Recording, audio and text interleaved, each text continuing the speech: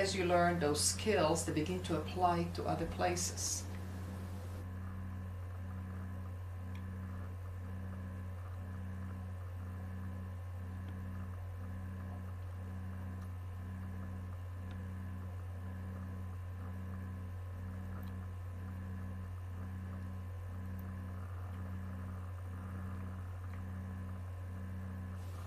I wanted to show another example of arpeggios in the left hand.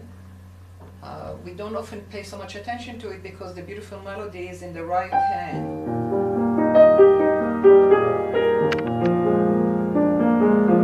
But there is tremendous amount of activity going in the left hand. Unlike not exactly similar to the Mendelssohn, they're much larger, very often, distances, and again, we have the tools that we have to overcome them without stretching the rotation, the walking hand and arm, shaping in and out.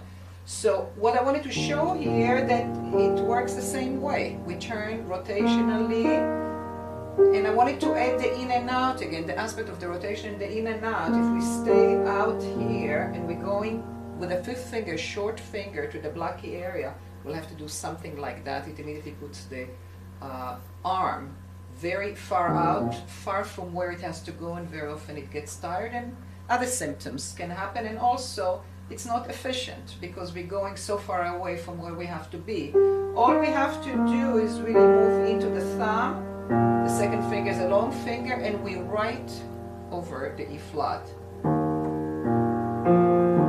Coming out here, I come a little bit out because the thumb is on a white key area. There's no reason to stay inside. But right away, I'm going back in the thumb and the fourth finger to accommodate again the fifth finger on a black key area.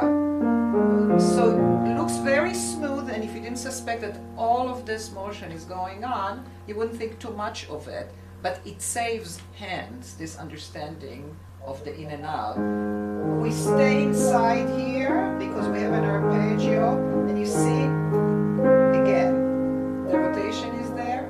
The thumb here has to place get off staccato because it's immediately is repeated by the right hand, the melody. So if we stay here a little bit longer, this is not going to come out, we're not going to sing.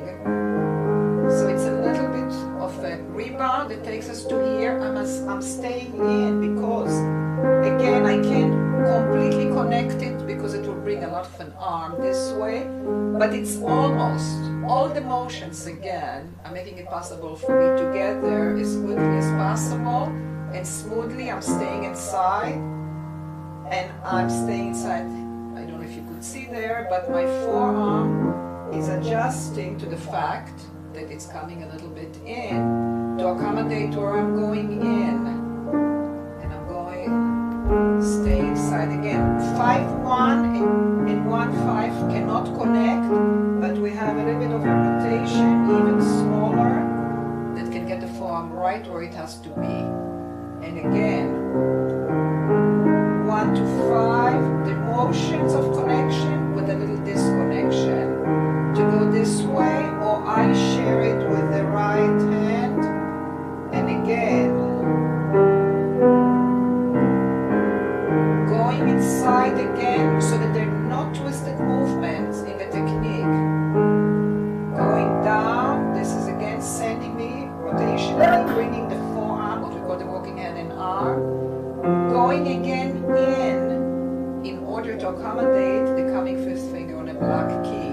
Staying inside, staying inside, staying inside.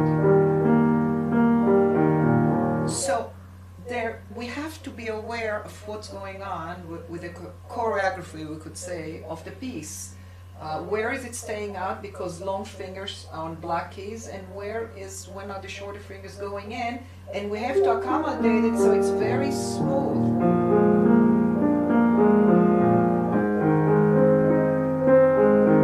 Very often people come out. You would be fine to come out if the thumb was not immediately going right back to the black key area. So this is again being very efficient with movements. Another thing too that is worth noting in something like that, that while we're looking at the arpeggios, something else is going to happen right away.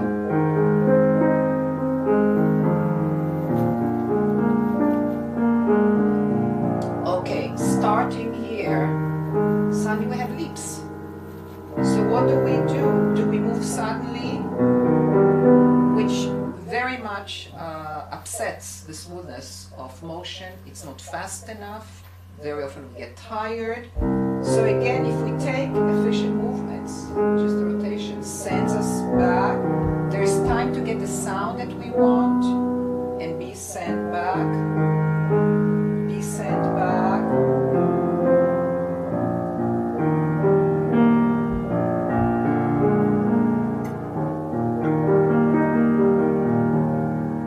It's important not to be fooled by the smoothness. When it looks very smooth, that it looks like nothing is happening.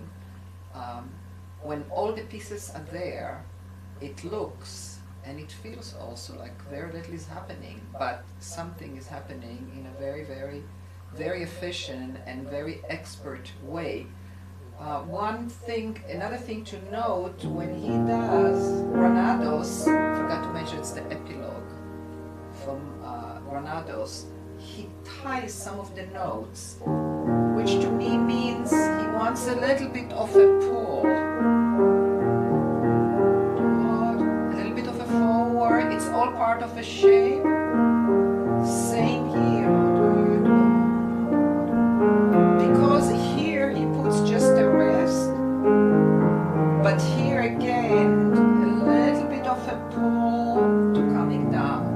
And then again rests, and it works with the right. Not only a way to continue to itself, it's more expressive, but also brings the right in,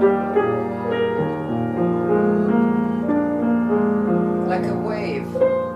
Here it doesn't do it, but here it doesn't do it. So everything works very, shall we say, the modern work organically. You know, the relationship of the hand to itself, the relationship to the other hand, the relationship of the voices to each other. So again, to show how the physical and the musical are part of a whole.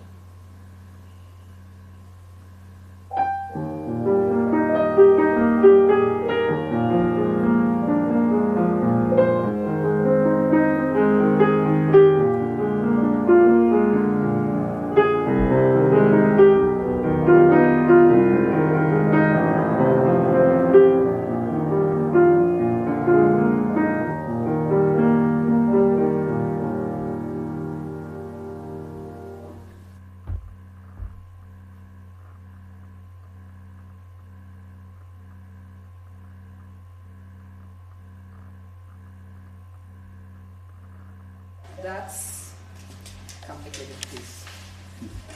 And that's why it's not something that I would ever recommend to start with, even though it has some scaly situations with some distances. Because by the time he got to that, his hands were ready to tackle some more things. You know, so it's very important to get to do things when the hands are ready with the more basic stuff, because then it's not such a challenge.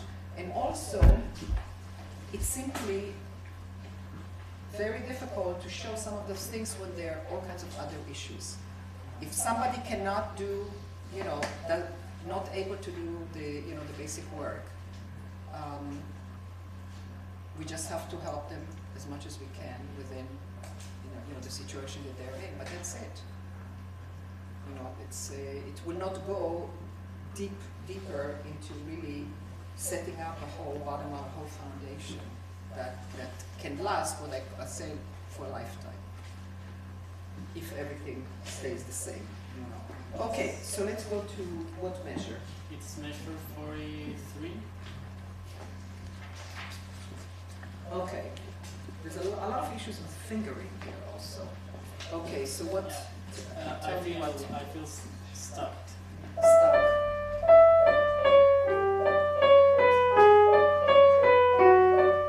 Especially in this. Okay, so I have a question to you. Here. Okay. What is the shaping here? Because I think that here maybe there's in and out, but it could be also that the shaping is not getting you to the right place. What's the shaping here? What do you think?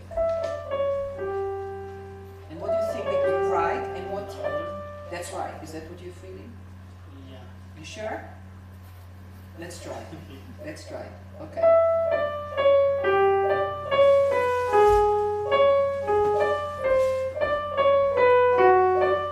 Is that a different under? Yes. Okay, so he thought under, but it wasn't an under. Now, how do I know it's not an under? I want to show you. At the end of an under, let's see if I did the same thing. There are also ins and outs here. At the end of an under, you're on your way up. Between here, this is an under shape. The fourth thing is already playing forward. Because it's the beginning of the over shape. You know, everything is related and everything is linked, and that's what happens with all the movements. So the last note of the over shape is the G, but it's also the first note of the under shape. And the second note of the under shape is the first note of the over shape. So we have to measure it. We can't just go like that. But he didn't have, like this is an out with a forward. All of them, all those outs have a forward. Because have of the out undershape? because of the under shape. You are not, so what the under shape does, it sets you up for the next over shape. And if it's not like that, it's not set up, you know, for the next over shape. So this is, I want to show you, he has the right answer. But the hands didn't do it. So as teachers, if a person says, first of all, they have to say the right thing. If they know, sometimes they don't know, you just show. But it's good to always ask questions because that gets what creates independence of thinking. You take the material and you begin to ask questions. And when you can't answer, you go to the teacher. In the beginning, you really don't have much, you know, to work with. But as you're doing it, and sometimes I have to reframe the questions for them, for greater clarity. But that's how we have to observe, you know. Yeah, he said the right thing because he's smart. Okay, now be smart physically. Okay. Right. And it works with the in and out. Right. How's that? But I'm not still, Yeah. not follows. I always feel stuck in this. You're stuck, yeah. When you have, that's a very good point. You know, when you have the two fingers like that on the two white keys here, which are so narrow, you feel stuck unless, where are you? Here. The in and out is the savior of that. Because you're coming a little bit out, you go forward, you see? You playing it too much here. See? So you feel it, it's not even much in and out, it's more forward. And you see how my fingers release? The fingers that are finished have to release over and also into the neutral position, which is this. So that's this, and the lesson will work on making the in and out more precise, unless you bring it and it's exactly right.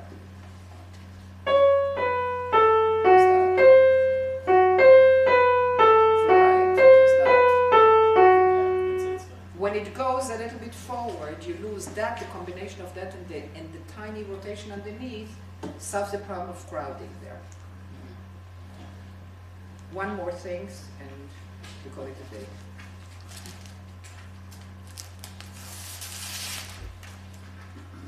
It's measure 46. I still have trouble with the ridiculous. These ones that we usually find here to here, but when I have to go back, it Okay. fails. Can I try it?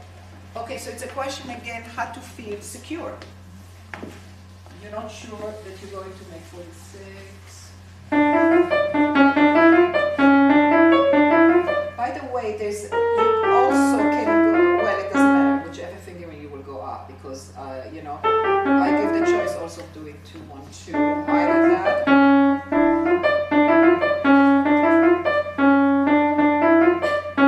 You know what I would like you to do? Get there, but I want the elbow actually to stay closer to you, because you see, you can go like this if it came back in another way. But what happens here? You're going right back. You don't want the elbow to be, the arm to be too out. You want it to be, this is still a good place to be.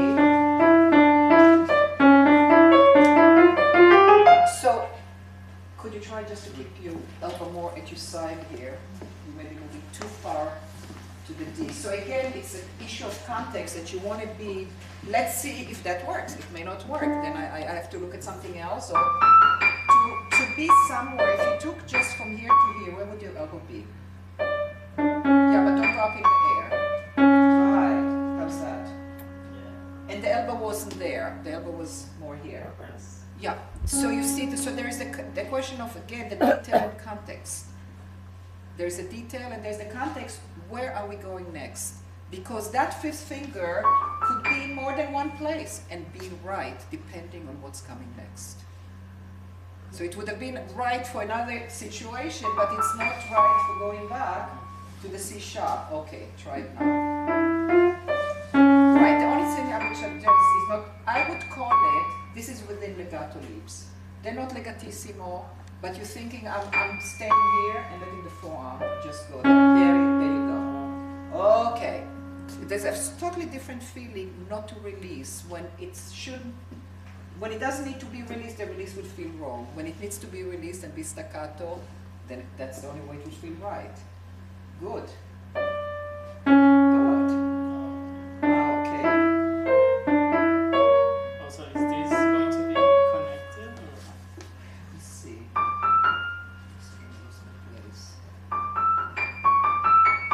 You know something, can we work into the lesson, because I have a couple of possibilities for fingering. Okay, and I think maybe you took some of them, because I see it there. One second, you're asking me if this is No, from E to the... No, I would let go a little bit. I would do the grouping like that. Right. But you see, I'm keeping it, no, but this is legato. Right, do it again. Yeah, was disconnected. Okay, so where he needed to disconnect, he didn't, and when he needed to be legato, he disconnected. So also we have to be, in other words, it's that there is a little bit, a little let go, again for a better grouping, happens here, but this to that should feel legato. So for whatever reason, somehow music is written in a way that where you do the right thing, it will feel just right. And if something that is connected, you do a little bit disconnected, it's not going to feel right. It's just the nature of things. So part of it is really, that's the nature of things. Hugo, you did great. Thank you so much. I really enjoyed it.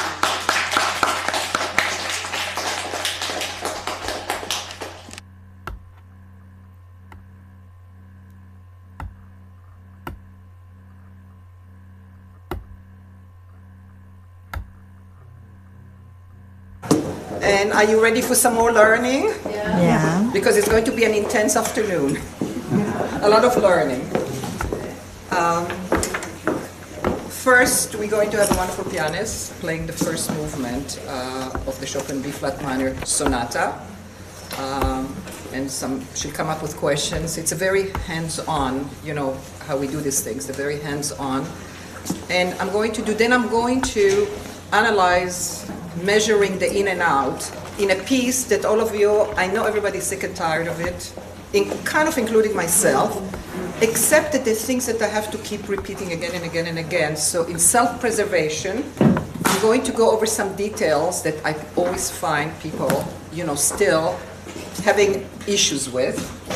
And then I'm going to do something that I've never done before, which is actually two people who are working with me for the last few months agreed to share their experience of where they came from, what were the problems, and what are some of the solutions along the way. And I didn't ask him to come and say it was terrible, now everything is wonderful. Things are very good now. But to see why we have to train so much, because there's a lot that we know, we've watched tapes, we've been to Princeton, we come to this thing, we go to Philadelphia, but there is something that happens that has to be more than that, and that's what the training takes. You can say the right thing and there are no results. So these people, especially one, was told the right things, but still the pain didn't go away. And then he started working with me, and lesson after lesson, you know, I'm telling him clearly I know what I'm doing, but he comes back and he says I still have pain. So I just want you to see, to go a little bit with me, like behind the closed doors, you know, to see what happens and how much is needed to know, to really help. Sometimes you're lucky to have somebody, you know, you show them, everything goes fine. But because of the training, some of the training is so injurious to the hands that people come with layers of wrong. They were told one thing, they were told to isolate the fingers alone. Then another teacher say, you know, relax the whole arm, relax the body, relax the shoulders. So you have all that weight on top of something that is still a problem. And then someone else said, you know, you really need to shape this way. And someone else said, no, you really should get your wrist down, you know. So it's really layers. It's like archaeological excavation at the piano or at the violin or at really any instrument. So people come with a history. I guess it's psychoanalysis, you know, at its best.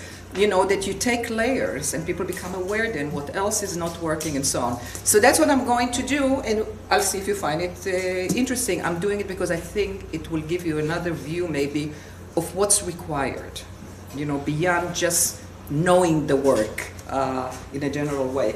But we started with Sakura Myers, who's going to play the first movement. Come, Sakura. Oh, and well, good afternoon, everyone. Good afternoon. Just a disclaimer about my finger bandage.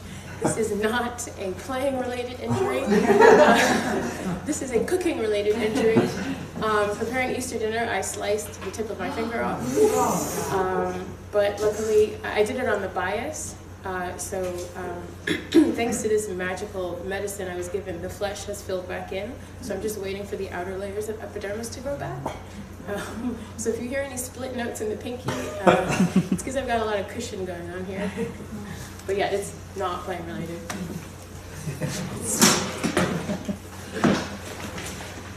Very good.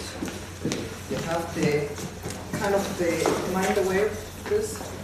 Really the power, you have the power for this sonata and the temperament, and it's, you know, you figure out why, you know, why you forgot. It was okay to play from the music also. You know, people feel self-conscious about playing from the music, but as far as I'm concerned, it's completely fine. You know, I have a few comments, but you had very specific Sakura. By the way, Sakura is a student of Bob Durso, and she's a graduate, both undergraduate and graduate student, was of Manhattan School of Music, and hit some very bad problems along the way, was really injured, and Bob got her out of all the pain and disability, so you can play very freely today and get what you want. Yeah, it's great.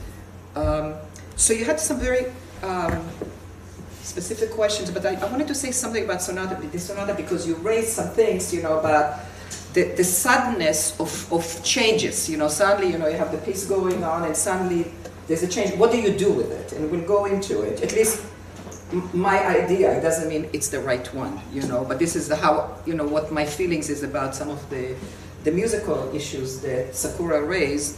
I never tell people that way. With a technique, they have to listen. But with music, you know, I will give a suggestion. But if someone feels very strongly about doing something else, it's I don't take it personally at all.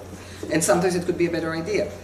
You know, what I wanted to say about this sonata altogether, and I think it gives maybe also a sense of what it's about, that it's really a departure from the classical form of sonata.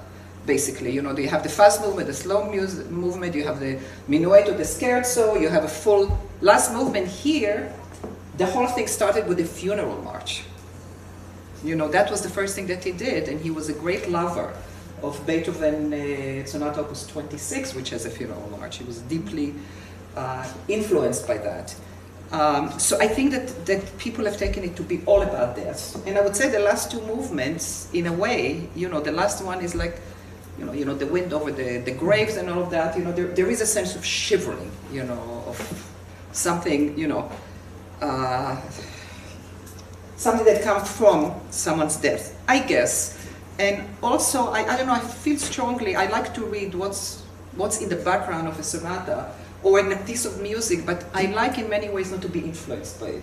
Because a piece, it's nice to know also, but not to be so influenced by the story that you miss out, what the composer is actually doing, and you can have your insight into it. He wrote it maybe under the influence of great sadness, clearly the first movement is full of turmoil.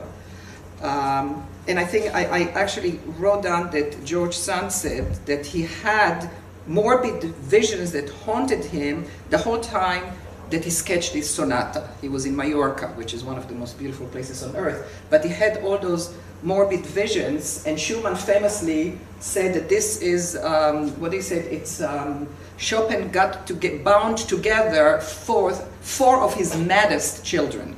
This is what he said about this sonata. So it's an unusual sonata, starting with the first movement that is the way it is, full of drama. Second movement, that people also think it's very haunted and all of that. I look at it a little bit differently, but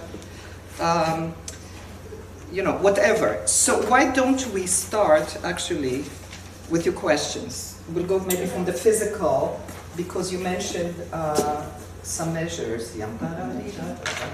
This is what you wrote to me, 81 to 88. Is it maybe meanwhile it's... Oh, I used to go from this one, but it's this, here, this is what's in my music. At least that's what I was... It is the left hand. Okay, did you ask here also? Yeah, and the recapitulation, but we can do it here too. Okay, so was that a problem? It's Just these, okay.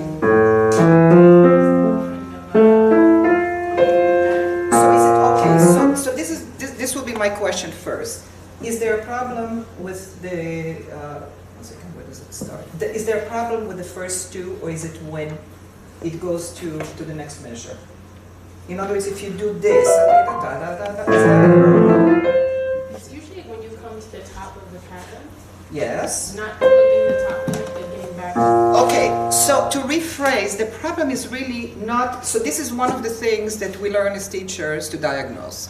Is the problem in the actual measure, which can be, it's, what is it, measure 67, 8, 69.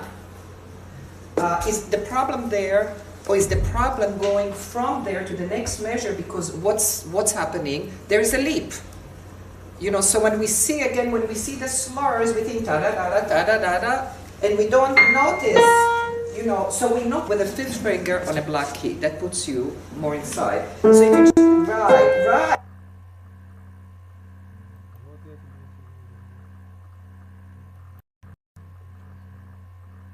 Okay, so why don't you go, you want to go over what you originally came, or you got some answers already?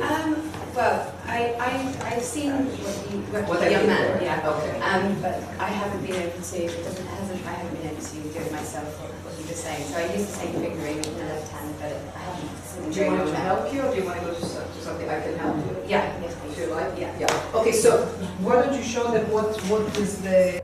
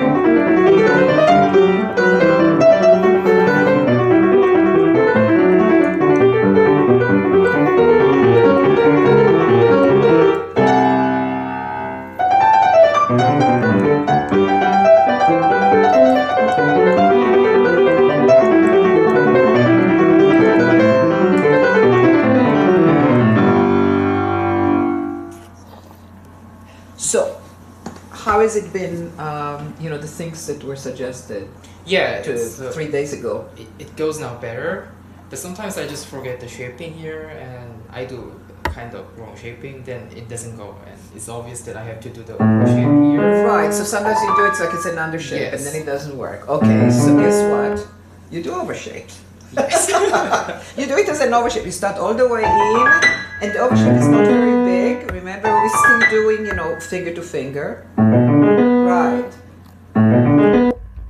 Then it doesn't work. Okay. I have to do the shape here. Right, so sometimes you do it like it's an undershape and Yes. then it doesn't work. Okay. Is that I have to do the shape here. Right, so sometimes you do it like it's an undershape and Yes. then it doesn't work. Okay, so guess what? You do overshape. Yes. You do it as an overshape. You start all the way in, and the overshape is not very big. Remember, we're still doing, you know, finger to finger. Right. Right. I just wanted to see if when you start, if you pull out the fifth finger, do you? Yeah, go forward. Right. Ah. Right, you're inside, but you need, it's the beginning of an overshape. Right. So it's a little bit forward. Right, it doesn't start, I think you start it like straight down. Yeah, A little bit it's of good. an Now up. it's good. Now it's good. Good. So, right, so like one correct motion already makes such a big difference. You know, inside and a little bit of a forward starts, and we have what is 1, 2, 3, 4, 5. Five note overshape. So the high point is in the third finger, second finger, and this one second. I think that. Can I just try it? Yes. Yeah, it's one shape. So this is the high point. This is a little bit down, and this. And the other thing, I don't know if I got a chance to show you, but actually, when you come out on the 2, it becomes a little bit of an undershape to the, you know. So I think that what also helps is again to know where is the 2 going to.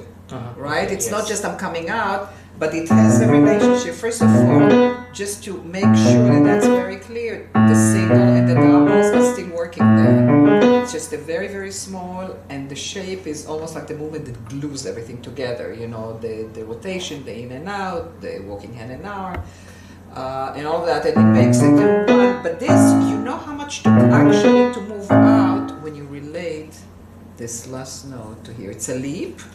So, you know, it's a double rotation staccato, double rotation leap. Let me just make sure that it's it's a little bit of an under going to and over here. Yeah, but basically to feel it as leaps. And also, here is the end of the overshape, not here. I just actually practice like this is the end of overshape, and I do kind of under. No, it's not an under. I think that you're just getting a little bit higher here, but it's actually, it's really the end. And you know it because of where it's going next. You know, there's a change of direction.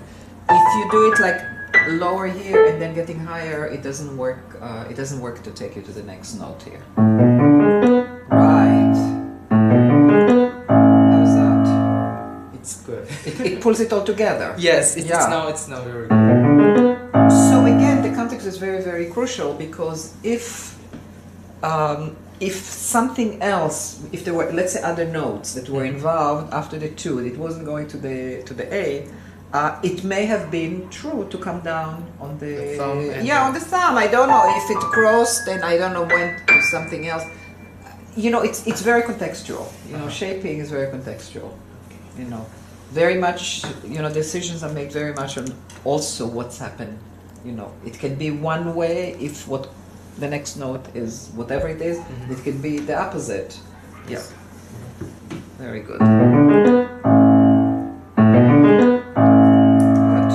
And then it can be the opposite. Yeah. Very good. Good. And then wait, and that's also not the end, because because this is going to take you here, right? Right. It can sound like the end of.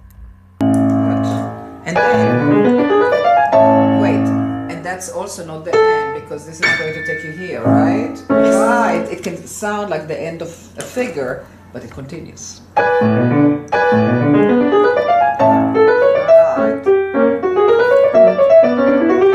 Okay, so let's go to the places that bother you. You know, so the things here that, yeah. I practice here.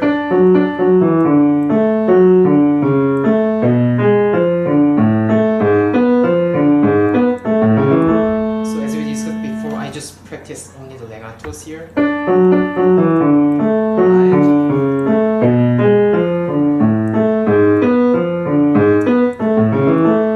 Now it feels actually good. It feels good. Okay, now detach it. You know, the only reason that I suggested legato is very often when we detach, we lose the relationship of one finger to the next.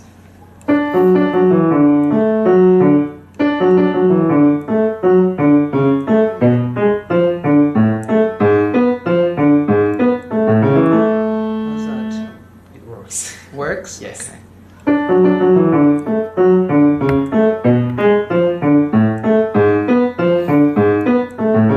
Very good. And you definitely feel all of this as over shapes. You don't feel this.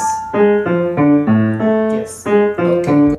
Very good. And you definitely feel all of this as over shapes. You don't feel this. Yes. Okay, good. Very good.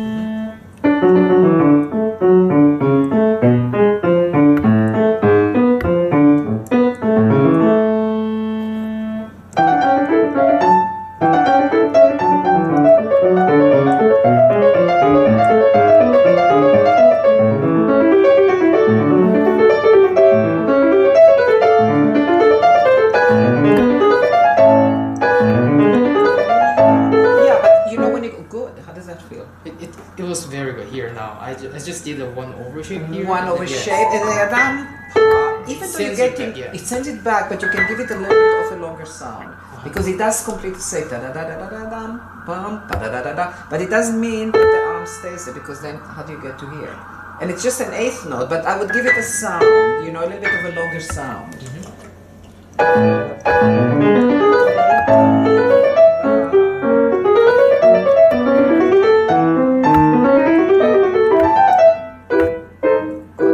So let's go to the what's next. The next place was here, but it just solved all the problems because I actually started from here and then I go all the way in, but now I play. Right.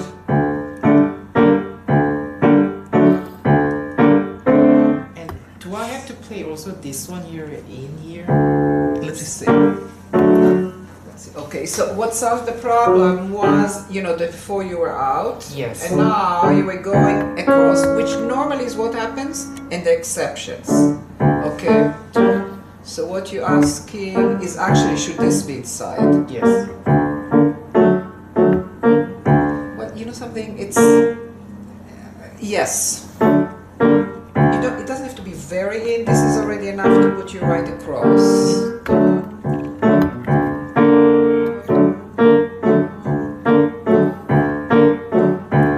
About here.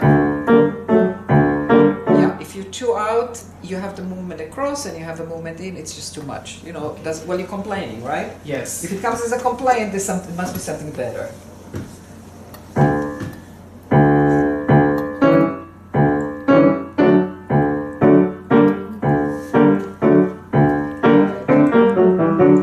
You know, and it doesn't even have to be so short, you know, because when you live in the keys, it's already staccato. It doesn't have to be so. You know, it feels very, you know, very, I think, too plucked, you know. And you know, so you can also give it, look, the fact that it's detached doesn't mean that they have to sound so separate. They still have a phrasing, right? Bum, bum, bum. Okay, so let's show. And bring out a little bit of tongue. Right, I think that they do one other thing that will make it feel even better. Look, instead of doing so each one, they do play play separately, but they have a shape which makes them. You don't have to do so much of that. You see, it's very close. Yes. Just by leaving the keys, you don't have to be here and you know all of that. And it give it a shape. It's more musical. You see? That's right. So just go from one to the other more directly. Right, and then it's going to be a little bit more of a staccato because of the send off, because of the leap. Right. That's it. Right.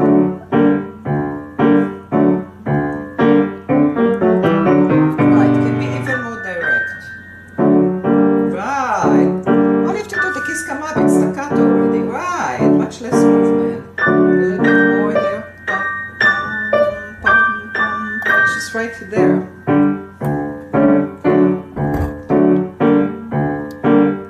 How's that? It's better. So really learning that when less is needed.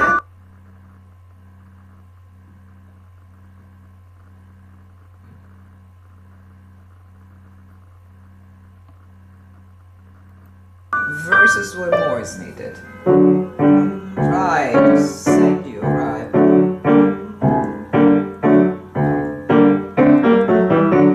Right. And even that doesn't have to be so short. Right.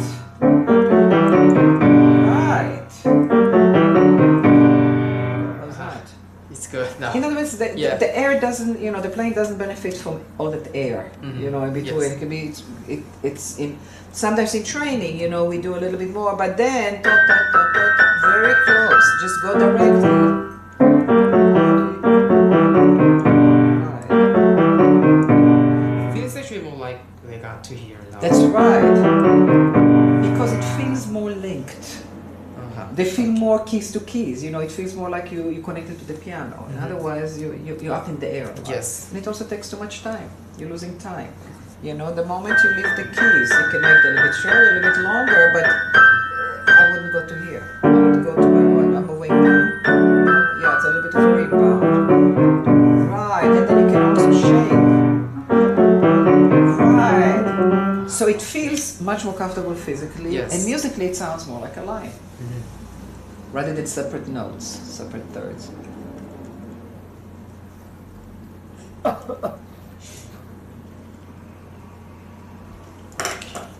Нет. Какой может истощение? Никакой. Если ты не двигаешься, какое у тебя может быть истощение? Кроме пьяно движения.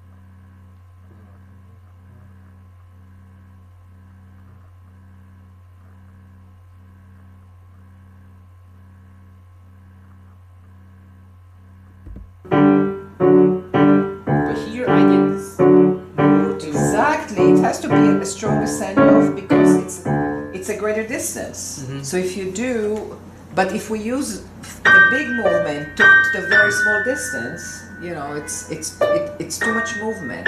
This is more exactly, we learn to move just according to need.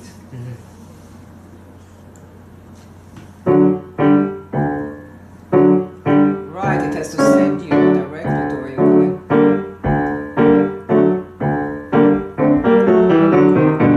Good. Very good.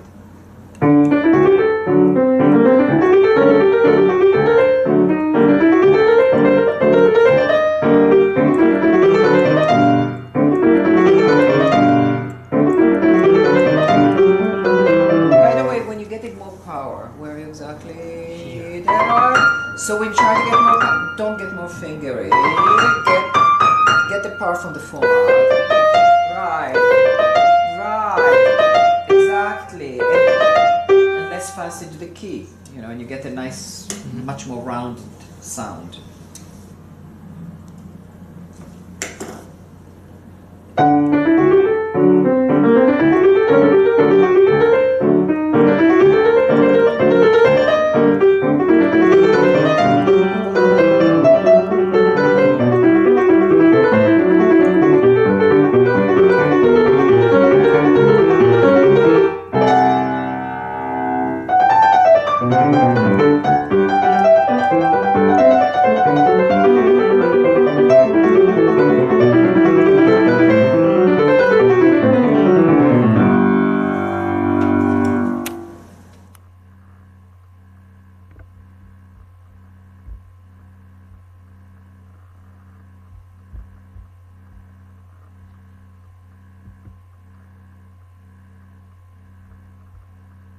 I would like to show two notoriously difficult lines from Chopin's Second Ballade, starting at measure 47.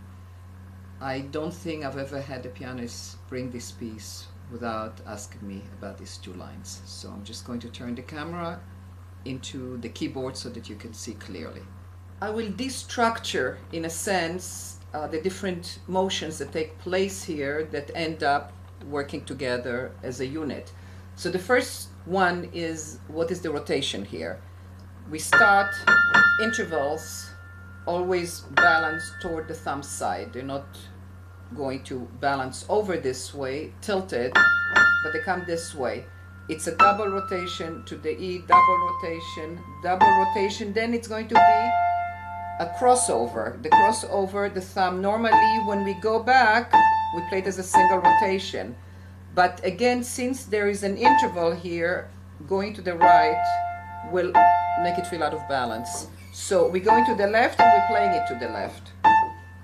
And again, a double, a double, a double. So it starts as a single. The crossing over starts as a single, but ends up as a double. It's left, left. And as you see, it brings the form right over where it has to be.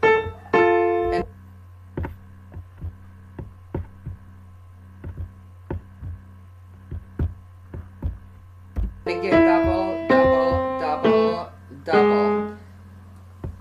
So this is one aspect of it. The next aspect is that we have all white keys and we have long and short fingers.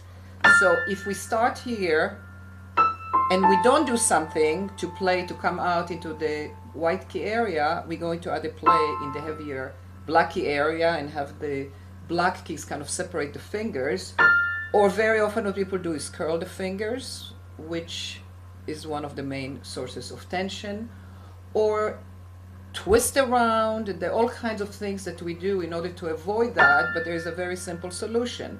As we rotate, with the second part of the rotation, we move a little bit out. So this motion of the form is taking place just enough not to be in the black key area, but then moving a little bit into the second finger in order to bring the form and the finger into the keyboard, because otherwise when you're playing, if you're coming into bringing the thumb in, the thumb is still not where it needs to play on the keyboard, so it needs another little movement, that in movement. And when we do it together with the rotation, we end up going very straight rather than what people very often do, which is twisting, which is another source for serious problems and pain, often in the wrist that can extend all the way to the elbow. So this gives you the chance, the first two main movements of the rotational movement and the in and out movement, and the timing of the two movements is very crucial. And that is, again, that the preparatory motion is exactly where we played it the last time. We're on the bottom of the key, the form turns ever so slightly to the right, and with a second swing, when we come back to the key, to the left, we do our in and out, and it moves a little bit in. Again, together with the rotation here, if my fingers don't curl, my fingers, they are, as they shouldn't, they are over the black key area. So here is the rotation and the out, out, in, out, in. With that, if I just did this, it's a lot of motion, and a lot of motion doesn't work well in speed.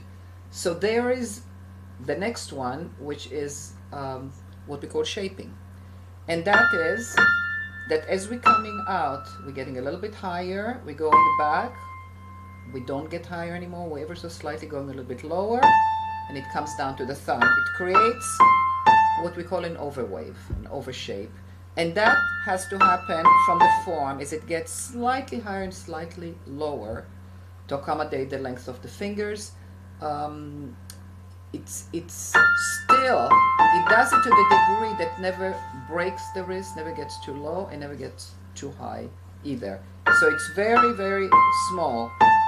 And we finish here, the last note of a shape is also the first note of the next shape. So we come down, and this is the beginning of the next shape. So the next shape is 5-fingered. The high point is always in the middle. So in the case of 4 fingers, the culmination of the shape is between the third and the second finger, between the E and the C. But we don't feel that it gets still higher. We just look at the forearm, and it does this slight motion. Here it's 5 notes. So the third note is the high point. And it always should be done in a way that the slightly going up makes you want slightly to come down at the right time. It really feels as a very smooth overweight, shape. Now, as you can see, when I do that, my forearm shifts. So all those movements, the rotation, the in and out, the shaping,